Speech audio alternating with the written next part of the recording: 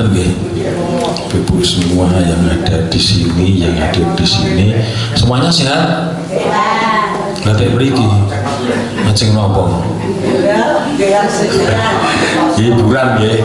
Ya, sing penting dalam keadaan sehat walaupun menyandang gelar penderita DM. Nggih to? Sing penting awake sehat. Nah, saniki sing mau diaturke Pak Moko pun sing kalau ini pun nggih pun dijelaske nggih. Sekarang dalam pada dijelaske masalah obat. Nggih. Obat. Jenengan pirsa obat to? Bentuknya napa mawon? Pil, kapsul, terus kathah kok bentuk obat itu? Sirup, sirup ngenten to obatnya? Ngenten. Terus yang kaya kapsul ning dawa jenenge kaplet. Nggih, kaplet. Nek bunder tablet nek dawa kaplet. Nggih. Masing-masing obat niku fungsine piyambak-piyambak. Gitu. Nggih. Nah. Terus obat wau digunakan untuk napa mawon?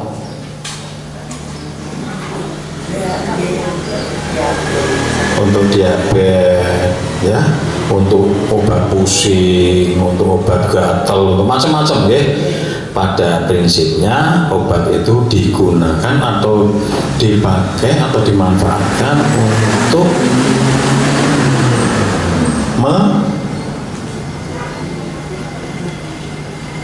mencegah atau menyembuhkan. Saged obat yang mencegah sebenarnya pil KB kan mencegah kehamilan gitu. Kalau obat-obat yang lain misalnya panas, batuk, pilek, terus macam-macam penyakit itu gunanya obat itu untuk menyembuhkan gitu. Nah, terkait dalam masalah obat itu diberikan kepada siapa? Pasien. Tuh. Itu berarti kalau pemberian kepada pasien, begitu pasien menerima obat, otomatis diberi obat yang sesuai. Nggih. Lah obat sing sesuai iki sing sesuai iki napa mawon carane? Napa? Piye carane meminum obat ben pas karo pasien? Berarti obat itu harus diminum oleh pasien. Nek duwe obat akeh, gek ana wong njaluk, aku njaluk obatmu yo, pamane. Boleh ndak? Mboten nggih, ampun nggih. Walaupun kadang-kadang keluhane padha. Aku ini sirahku mumet, aku ngombe obat iki mari urut nyong jajal iki. Itu salah, berbahaya. Nggih, dieling-eling nggih, itu berbahaya. Petugas kesehatan atau dokter itu akan memberikan obat sesuai dengan kondisi pasien. Ya, belum tentu pasien dengan keluhan sama diberi obat yang sama. Betul ya? Nah, kemudian kalau sudah pasiennya harus sesuai, kemudian apa?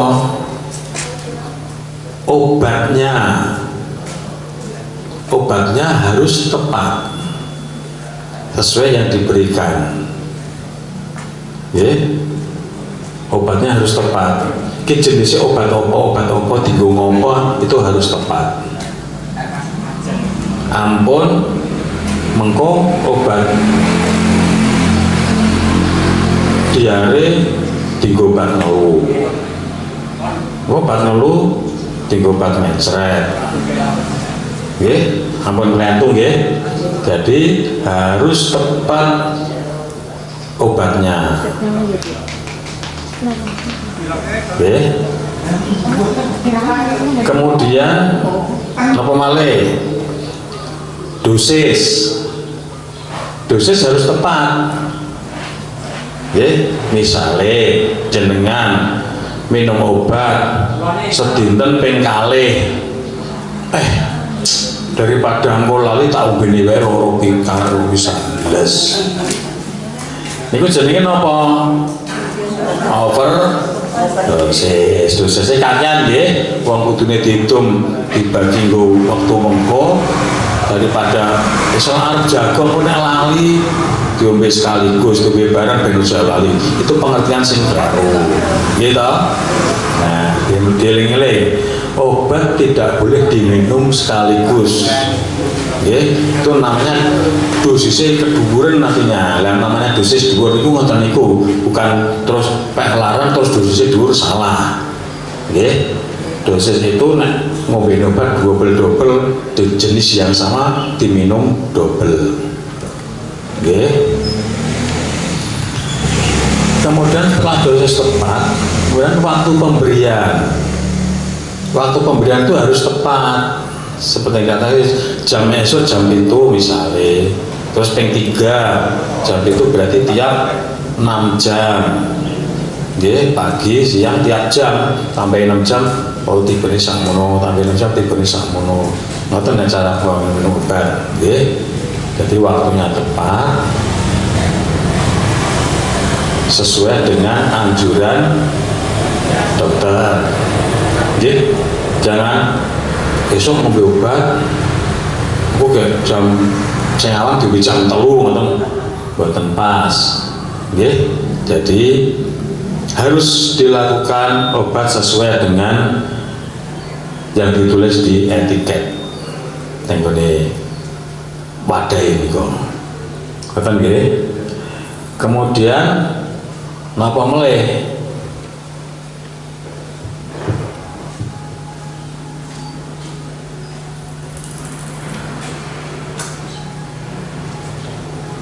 Napa meleh?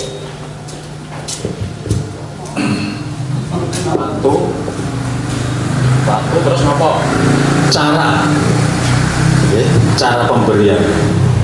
Cara pemberian itu harus tahu. Iki caranya ngobati ngombe obat iki carane piye? Apa digerus, apa dimamah, apa di diuntal nggih, nek obat niku. Nek diminum banyu. Nek obat diuntal. Nggih, caranya gitu. Ya, caranya pakai apa? Apa harus diencerkan dulu? Apa harus bagaimana? Pokoknya sesuai dengan petunjuk dokter cara pemberian. Oke. Kemudian setelah cara pemberian dilihat obat itu ada kadaluarsane. Gitu. Obat itu dalam jangka waktunya ada kadaluarsa. Oke. Nah, jadi harus dilihat niku sing penting-penting niku. Cara pemberian, pasiennya harus pasiennya kudu kuwi ora tanggane dibagi. Nggih, pasiennya dosisnya harus tepat, cara pemberian tepat, waktu pemberian. Nggih. Terus setelah itu sesudah obat itu diminum, jenengan harus segera nunggu reaksi ini. Ada efek samping. Nek baru ngombe obat kok aku terus tiduran misalnya, oh berarti aku alergi obat. Langsung konsultasi ke dokter. Nggih, dok saya ketoke nek ngombe iki obat jenis ini alergi. Oh nggih Bu, dikai obat anti alergi. Lah, saat terusnya dokter akan memberi catatan si Bu sinten asmane Bu A ya.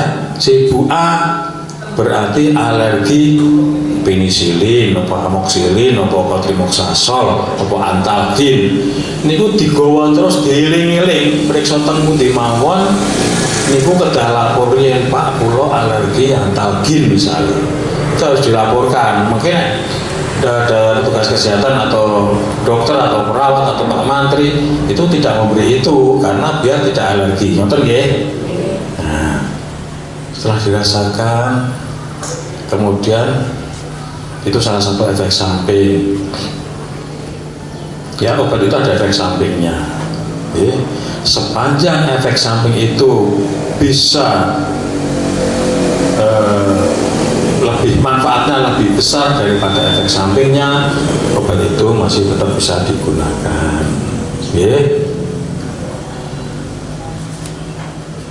Terus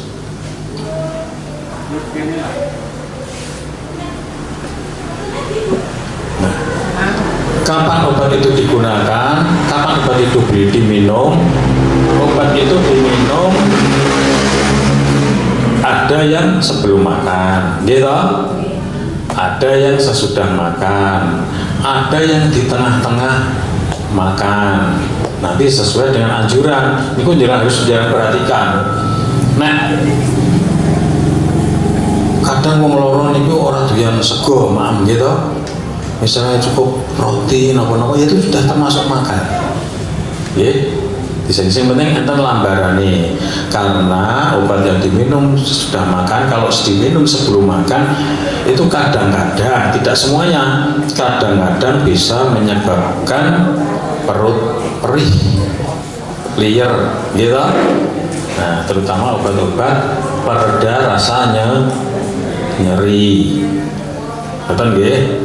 Nah, kalau obat-obat lambung misalnya itu harus sebelum makan, gitu. Apa sebelum makan terus makan? Betul nggak? Habis ngumpul obat terus makan. Harus ada jaraknya, nggih. Paling enggak 30 menit. 30 menit minum obat sebelum makan, nanti nunggu 30 menit dan obatnya itu bereaksi baru boleh makan. Jadi harus benar-benar diperhatikan cara minum obat. Cara minum obat harus benar-benar diperhatikan agar obat itu berkhasiat, kan berkhasiat. Nah, jadi obat itu bisa merugikan kalau cara minumnya tidak sesuai dengan anjuran petugas kesehatan atau dokter. Nah, jenengan kalau pun atau setiap menerima obat, itu harus dipersani etiketnya. Apalagi untuk yang non sewu, kalau yang beli obat di warung, beli sendiri di apotek, betul nggih? Itu terus diperhatikan etiketnya. Ini obat SK daluwarsa apa tidak? Terutama ini yang penting. Kemudian warnanya nanti kalau sudah dibuka, warnanya pudar boten. Misalnya warnanya biasanya abang, jadi koyok lombok bosok, koyok pudar, itu harus hati-hati. Kemudian diperhatikan bungkusnya itu tatu boten apa dosuwe boten, harus diperhatikan. Obatnya kok gampang remuk, misalnya seperti itu. Jadi harus benar-benar diteliti, jangan sampai nanti jenengan minum obat tidak berkhasiat malah jadi malapetaka. Kemudian cara minum obat yang benar itu pakai air putih, kopi, teh, susu atau apa? Air putih. Yang bagus itu air putih. Jadi untuk setelah minum itu, setelah minum obat, kalau pengen susu Ya, minum kopi. Kenapa minum obat sama kopi kok bisa menyebabkan berdebar-debar gelisah? Ya? Nah, itu karena jantungnya terpacu. Entah, pokoknya yang penting-penting mawon ya ini ya. Lanjut. Nah, saat ini caranya berobat. Ini nyuwun sewu. Sing piantun-piantun kiai-kiai sepuh menika nek nyimpen obat kadang-kadang kudu sobat ke saking oleh perimpen yo kok nek soro pakaian gitu. Kok nek wayahe marung golek lali. Nggih. Lha kok tak kok ngono jadine wis bingung kabeh diamuk nggih. Nah, piantun sepuh nek nyimpen obat niku kudu ngandani sing di rumah. Mun aku ngeling obat tak tokok kene. Renten. Nggih. Kersane nek aku dielingke karo sing nom-nom. Nggih.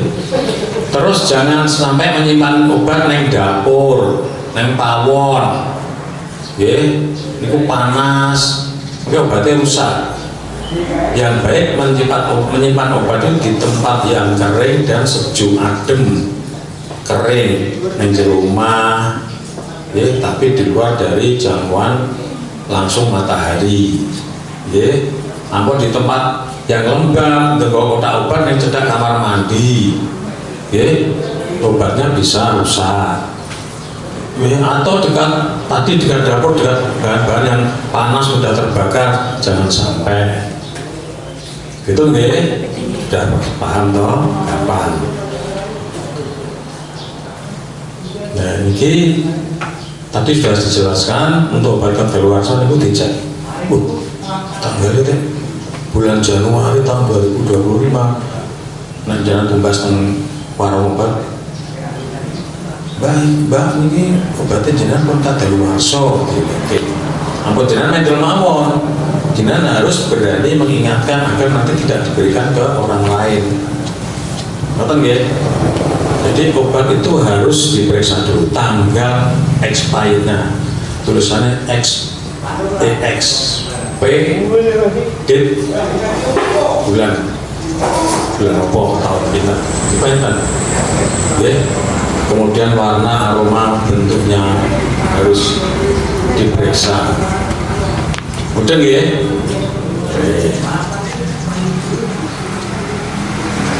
obat yang kadaluarsa tadi sudah dijelaskan. Pokoknya yang baru kadaluarsa bersuara diubi daripada berbahaya.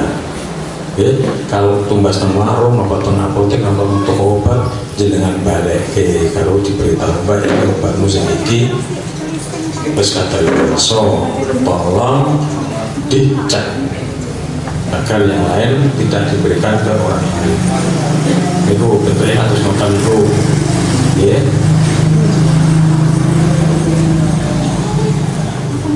Salah, sehingga nak temukan nama pistol, bukan nama obat, panganan atau roti nonton untuk sami ya, harus benar-benar diperhatikan apalagi obat.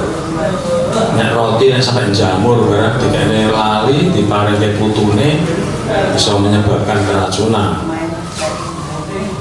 Betul ya?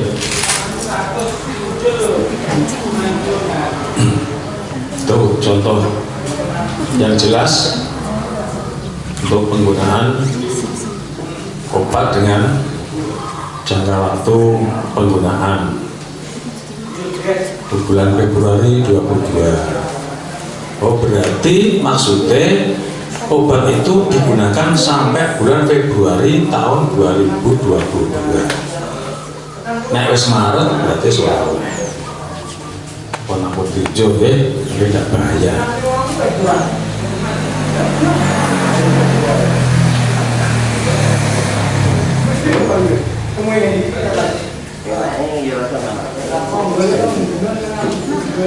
Ini walaupun perlu jelaskan ya, obat itu macam-macam bentuk sediaannya, tetes kuping, tetes mata, suntikan, racikan puyer, kapsul, ya, obat salep, obat besok, masing-masing bentuk obat itu pun apa ya, saya rasa tidak perlu dijelaskan lebih jauh ya. Lanjut. Nah ini kan poso, ya. Ini cara minum obat saat puasa. Yang sebelum makan itu 30 menit sebelum makan sahur, atau makan besar atau berbuka, yang sebelum makan. Kalau yang sudah makan 5-10 menit sesudah makan sahur atau buka. Kalau yang 3 kali bagaimana? 3 kali baru buka, kemudian 5 jam, misalnya bukanya jam 6 ya, berarti nanti unjuk obatnya jam 11 tambah 5 jam, terus sahur. Betul ya? Jadi tetap diminum sesuai dengan aturan. Lanjut. Nah, tidak semua obat bisa dikonsumsi sesuai anjuran tersebut. Pastikan selalu konsultasikan kepada dokter saat periksa di layanan kesehatan. Jadi kadang-kadang kan aku nanya di obat ini kok nang obesiji kok deg-degan misalnya tentang. Nah, berarti awak jenengan itu sensitif terhadap obat. Oh, ternyata dicoba oleh dokter ahli, misalnya dokter sama itu, coba diminum separuh dulu, misalnya obat nyeri ya, separuh sudah bereaksi pena, ya sudah itu, dicoba satu lagi kok deg-degan lagi, ya sudah berarti sampai separuh. Ini bisa dikonsultasikan ya, jangan terus dia separuh dewi dijajal dewi ampun, pada aturannya ya. Jadi untuk meminum obat apabila terjadi sesuatu efek samping atau alergi atau apa yang kira-kira mengganggu aktivitas panjenengan, tolong segera dikonsultasikan dengan petugas pelayanan kesehatan. Ibu bidan sampai dokter, Pak Dokter, Pak Mantri, yang penting tetap harus termonitor terus. Nah, seperti yang terutama ini yang DM untuk yang DM untuk minum obat tetap harus sesuai dengan anjuran, sesuai dengan aturan. Apabila aturan itu belum diganti, misalnya aku mau obat ini pengen loro terus tak pingsan ampun, karena itu berdasarkan hasil pemeriksaan labnya. Oh, gula ini semene, gula tak semene, katakan lah. Tadi jenengan minum obat harus pasien harus obat dosisnya tepat, waktunya tepat, semuanya harus tepat, pemberiannya tepat, cara minumnya tepat. Itu semua tadi kepatuhan panjenengan cara minum obat. Jadi obat itu diberikan untuk panjenengan harus tepat, kepatuhan minum obat agar mencapai hasil yang optimal. Jadi ketok hasilnya. Kopeh keluarnya podo ditumbung lorong sama. Ampun nggih. Aku tak iki wae rasa periksa rono ngoten. Nah, itu.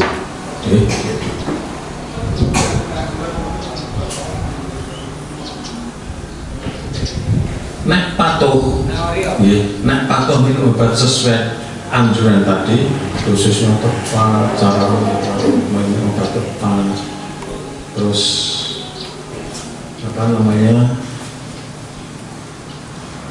semuanya tepat tadi, ada 6 itu harapannya. Misalnya jangan kadang-kadang ini yang sering terjadi, ada orang pengobatan TBC mau bebas selama berapa bulan? 6 bulan. Neng ono sing ngombe sebulan, lah aku sepena terus lereng. Itu namanya putus minum obat. Padahal aturannya sampai 6 bulan. Lah itu berbahaya sekali.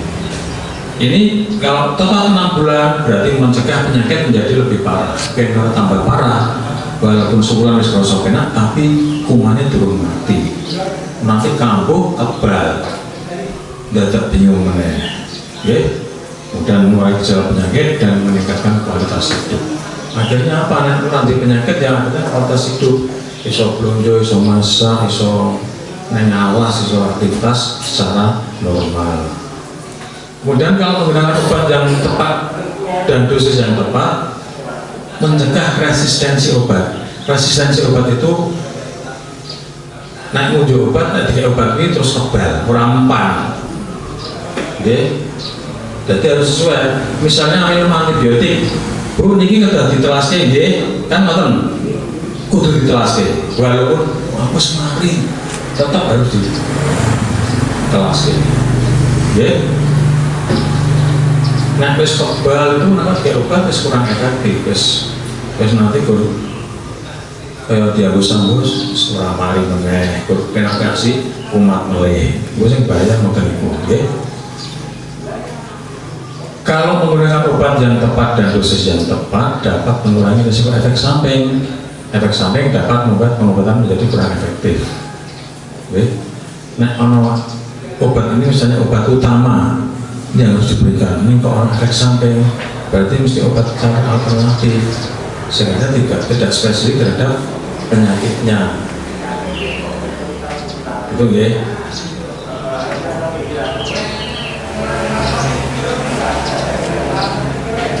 Ya, meningkatkan kualitas hidup yang baik, dan kalau pengobatan itu sesuai, ya, obat itu sesuai, misalnya dengan minum obat sesuai anjuran itu dihabiskan ya dihabiskan. Nek buatan dihabiskan, nek gur separuh mungkin dengan seterong dino keluhannya podo kumat meneh periksa meneh. Akhirnya kan menambah biaya, gitu. Nah, itu nek pengobatan tepat itu bisa menghemat biaya pengobatan. Contohnya, saya mengambil BPJS itu yang beberapa kisah selalu saya rakyat. Bobo kalau pernah periksa meneh, ya, tuh penting tuh, ya. Enggak. Caranya pripun, ben panjenengan patuh. Ini ada buat jadwal minum obat. Oh, misalnya jadwal obat ini minumnya jam ini, obat jenis ini minumnya bulan ini sesuai dengan tulisan. Pantun tulisannya, ya. Kemudian gunakan pengingat minum obat, macam-macam pengingat minum obat. Gawe apa misalnya HP, alarm, atau misalnya ngelengke kalian butuhin atau apa yang bisa menjadi tanda aku saya minum obat. Kersane mapan ampun kesupen. Nonton ya.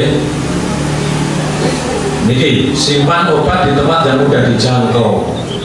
Nggih, ben ojo dolanan putune obatnya disimpan nang gone. Waduh, kok kangelan, ya. Yang penting sing kira-kira aman, mudah dijangkau, sama ada yang diberitahu misalnya putrane nopo sedereke nopo sing satu rumah itu, dia kok batu tak semeneh aku lalu elengno, kan ya. Minum obat dengan air putih itu lebih efektif, lebih bermanfaat. Oke.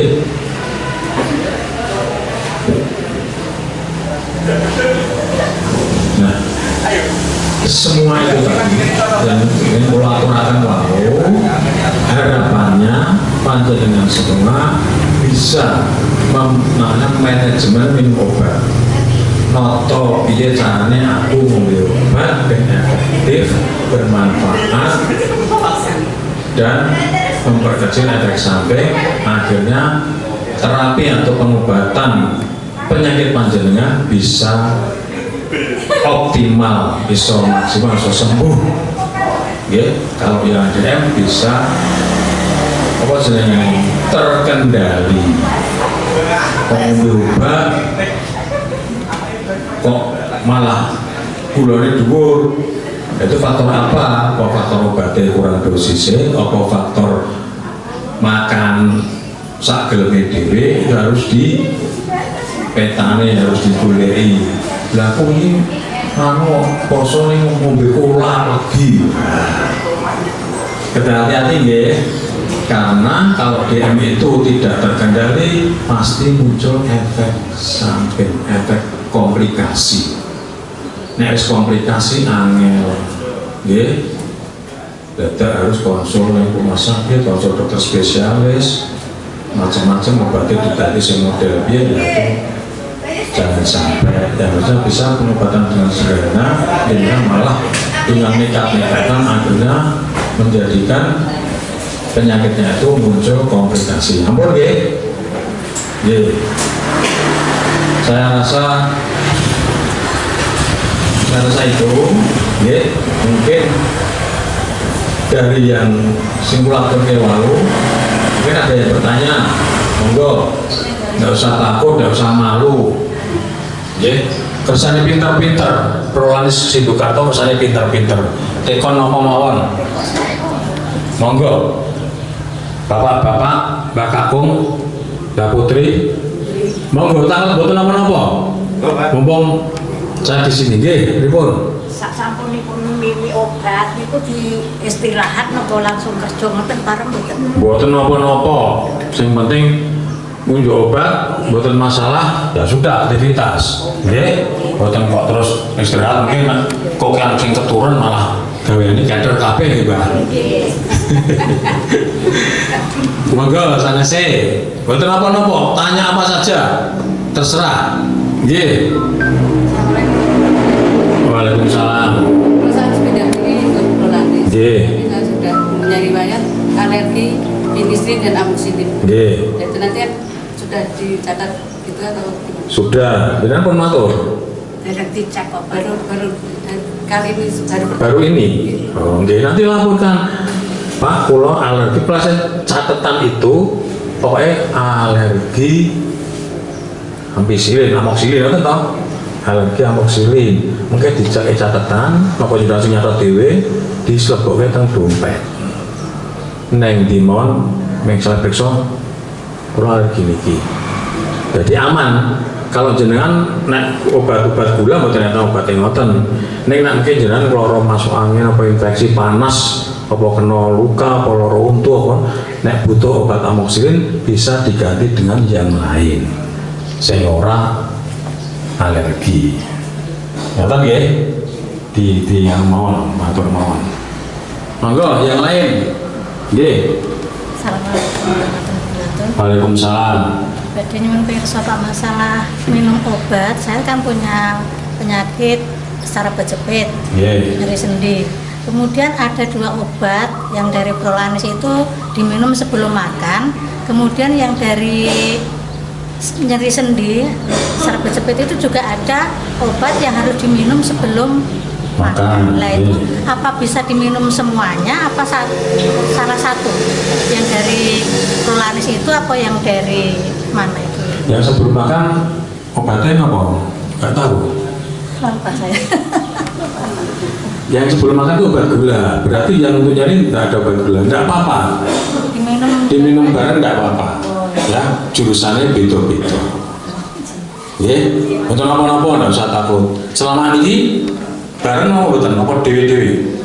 Bareng minum 2 obat, tapi kadang saya tuh minum itu malah sok sakit terbaru sendinya nih, kok sendi gitu. Minum obat sing anu niku lho, apa? Gula niku kok ras sakit ngoten malah, tambah sakit ngoten ya. Sajane mboten enten anu niku. Oh, pengaruh sekali. Mboten tidak pakai obat ke sendi tidak ada. Sebelum makan, apalagi sebelum makan tidak ada. Sing jenengan ngujuk obat saking dokter saraf. Ya coba nanti dia stop, dikonsultasikan ke Pak Moko atau Bu Bidan, Ansal Mboten nangge. Kami nggak pendesak nih. Saged nggih. Go, sinten malih? Nggih.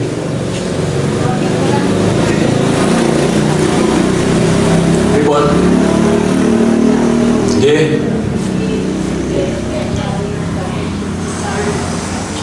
Pripun? Nggih. Mboten napa-napa, malah saya. Nggih, malah saya nggih. Mboten napa-napa. Nah, itu gula, mau jantung, kan nanti itu komplikasi terus nanti ya. Harus diminum, jangan sampai nggak diminum. Oke, itu harus dirawat gulanya, dirawat jantungnya. Oke, betul nopo. Betul nggih? Mungkin yang lain, monggo. Mumpung ada kesempatan yang lain, silahkan. Sampun nggih? Sampun nggih? Sampun. Niki kula wau ngaturi pirsa babagan cara minum obat sing manajemen minum obat sing benar. Nggih. Setiap minum obat apabila nanti jenengan ada obat lain yang kira-kira diminum bareng kok ragu-ragu, dikonsultasikan mawon kalih Pak Moko, napa saya, napa Bu Dokter, napa Bu Bidan, Bu niki pripun carane. Ngoten nggih. Terus obat yang harus diminum, harus disuruh habiskan, ya habiskan. Jangan sampai dieman-eman. Nggih. Terus jangan sampai memberi sedulure napa tanggane napa sinten kira-kira sing keluare padha terus didol obate. Kowe ora usah priksa tak obat iki wae. Ampun nggih. Soalnya nanti nek misale jenengan mboten ngerti nek mriko alergi ya sampai pingsan. Kuwi jenengan wedi. Apa? Yang penting obat diminum sesuai anjuran dokter. Saya rasa itu yang bisa saya sampaikan. Mudah-mudahan bermanfaat. Tetap semangat, ikut prolamis, tetap sehat, bersani, umurnya panjang, awet-awetan ngomong anak butuh. Oke? Terima kasih. Wassalamualaikum warahmatullahi wabarakatuh. Oh, nggih, pripun?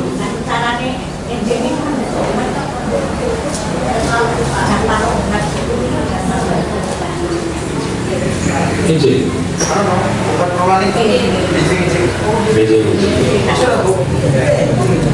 Besok, ya, izin. Jam buka puskesmas, dari buka ampun di bener. Nggih. Nonton nggih, Mbah nggih. Nggih, matur nuwun. Prolanis, happy, sehat, mandiri. Ya, komposto butuh ya. Oke.